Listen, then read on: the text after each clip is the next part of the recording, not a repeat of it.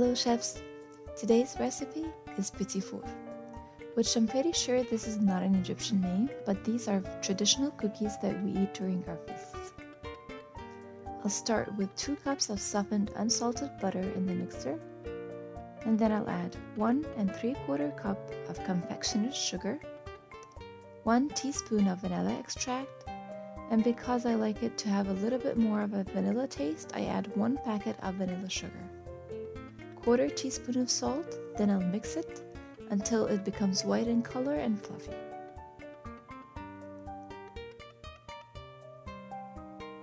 Just like that. Then I'll add 4 eggs and I'll mix some more.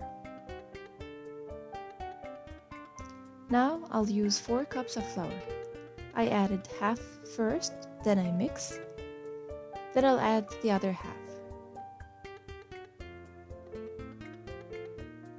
I'll then take it out of the mixer and mix it by hand, just to make sure that everything is well combined. I'll take half of the dough and set it aside. Then to the other half, I'll add 1/4 cup of cocoa powder and 2 tablespoons of butter.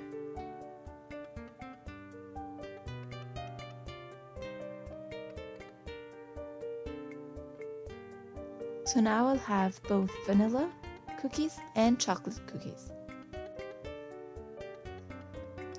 I'll then mix it with a spatula just to make sure everything is well combined, and then set it aside in the fridge for 30 minutes before I attempt to use it.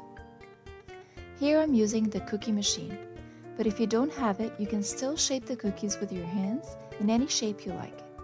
It won't be how we traditionally make them, but they will still taste amazing.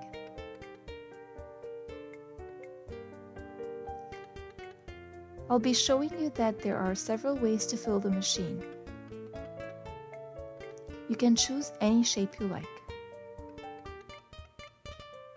When using the machine on the cookie sheet, don't use parchment paper, otherwise the cookies won't stick.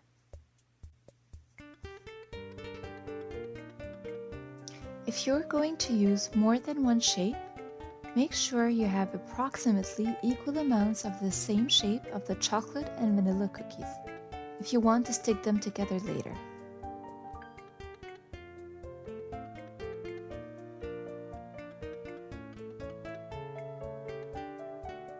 Now they're ready for the oven. Into a 350 degrees preheated oven for 9 to 12 minutes, depends on your oven and the size of the cookies. Then leave them to completely cool and they're ready to decorate. They are very soft and they melt into your mouth. You can leave them plain or decorate them with anything you like. Here I'm using melted chocolate, jam, and honey with some sprinkles. When I add the chocolate, jam, or honey, I add a little extra so that when I push the 2 cookies together, I can use the extra on the sides as glue to stick some of the sprinkles on it. And now they are ready for you to enjoy.